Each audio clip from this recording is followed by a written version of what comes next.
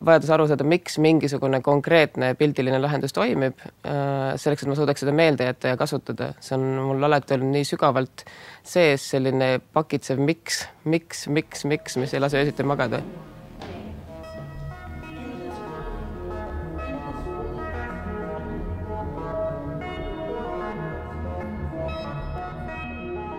Mina olen Ellen Lotman, erialalt olen filmioperaator, aga loovuurijana ma olen põhiliselt siis uurinud seda, kuidas kogemus kujundab operaatorite ja operaatori töömeetodeid ja teiseks on mind alati huvitanud inimese aju, nii et minu loovuuringud sageli on kusagil seal neuroteaduste ja loovuuringu piiri peal, kuidas operaatori töö mõjutab vaatajat, kuidas operaatori töö mõjutab seda, kuidas vaataja tegelasele kaasa elab. Kui ma olin noorem, eriti kui ma õppisin ülikoolis, et siis meie erialadel, loovatel erialadel õpetatakse hästi palju mingisuguseid reegleid, mis justkui nagu on reegel, aga see pole päris nagu füüsikas, et see on mingi valem. Dramaturgias näiteks me räägime väga palju Aristotelesest, on ju, kompositsioonis me räägime sellest, kuidas juba Lascaux koobaste seinamaalingutel olid mingisugused asjad, mis on siiamaani siis pädevad reeglitena. Et minu arusaamine sellest, et üks asi, mis meid ühendab nii Aristotelesega kui Lascaux koobastesse kunagi maalinud inimestega on aju. Et need reeglid tulevad ikkagi inimese ajust, nad ei tule kuskilt väljaspoolt. Ja kui ma sain aru, et niivõrd suur osa sellest, kuidas meie taju toimib, kuidas me maailma üldse tajume, tõlkub filmi, siis see minu jaoks kindlasti tegi kõike seda arusaadavamaks ja avas ühe sellise ukse, kust ma sain aru, et siit ma saan vastuseid lõputult.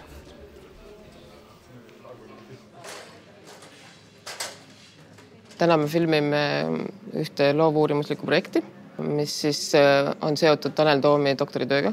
Et Taneli selline eriline huvi on vaatepunkti vastu, et kui film on üles filmitud, siis selle käigus tehakse terve hulk otsuseid, millise tegelasega me samastume.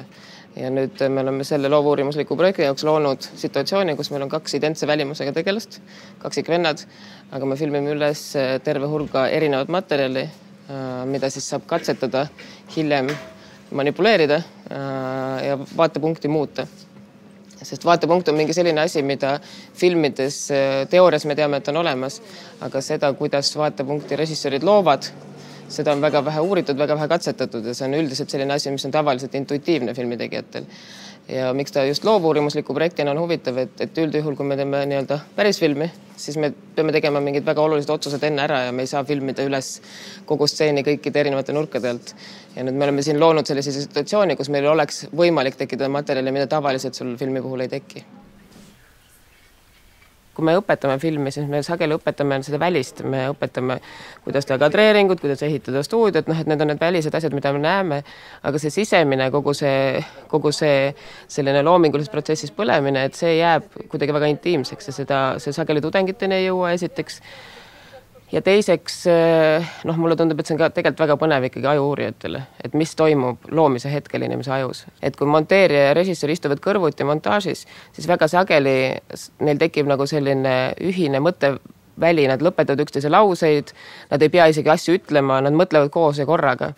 Ja see on üks selline asi, mida mina ise operaatorina olen kogenud režissööridega, et mul tekibki nagu selline jagatud, et me justkui nagu oleme 2 pead ühes kehas. Inimese aju küll istub ühe kolba sees, aga loomingulisi protsesse uurides me võime avastada, et inimese aju on tegelikult võimeline 2, 3 ja 4 muutuma üheks mõtlevaks organiks. Filmi tegemine üleüldse on meeletu meeskonnatöö, et minu jaoks on, kui ma just ei räägi sellisest väga isiklikust dokumentaalfilmist, mida tõesti vahetevahel ma teengi täitsa üksi, et siis mängufilmide puhul alati on meeskond kõige tähtsam element, et inglise keeles on selline väljend standing on the shoulders of giants, et ilma oma meeskonnata ma ei teeks midagi, oleks täitsa abitu.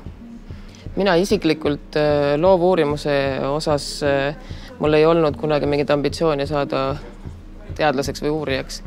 Aga kui ma mingi hetk sain aru, et kui sa filme teed, siis sa intuitiivselt lahendad kogu aeg mingisuguseid uurimuslikke küsimusi. Ja mul on see muutunud oluliseks sellepärast, et läbi selle, kui ma leian mingisugused vastused ennast vaevavatele küsimustele, siis ma saan lihtsalt oma elus edasi liikuda.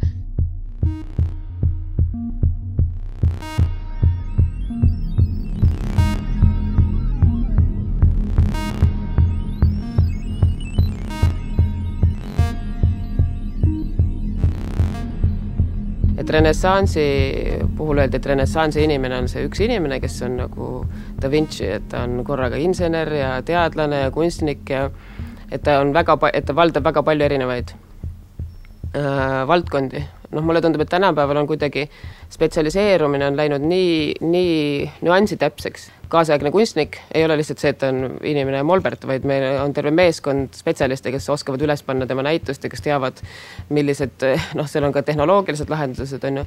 Teaduses täpselt samamoodi, et me muutume aina rohkem spetsialiseerunuks ja mingis mõttes see renessansi inimene kuidagi hajub laiali sinna paljudesse ajudesse.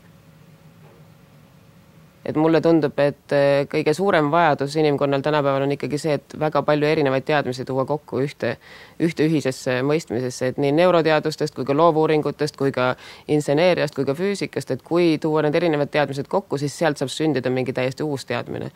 Ja selle tõttu mulle tundub, et loovuurija kõige suurem väärtus ei ole mitte see, et sa oled looja, kes läheb üle akadeemiasse, vaid sa ikkagi oled praktik edasi, tegeled oma erialaga, oma praktikaga, sa tood sealt teadmisi akadeemilisse maailma, mida on võimalik siis teiste valdkondadega segada ja sealt uusi teadmisi sünnitada ja siis ikkagi jätkad oma praktikat kogu aeg, sest sellepärast, et mulle tundub, et loovuurija jaoks kõige suurem toit on ikkagi praktika, et praktikast sul tekivad need küsimused, mis sind vaevavad.